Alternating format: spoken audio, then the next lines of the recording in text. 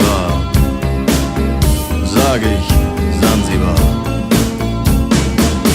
Es war eine harte Überfahrt, 10 Wochen nur das Deck geschrubbt, hab die Welt verflucht, in den Wind gespuckt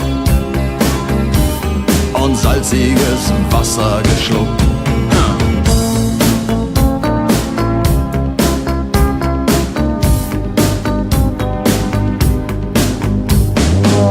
Als wir den Anker warfen, war es himmlische Ruhe und die Sonne stand senkrecht am Himmel.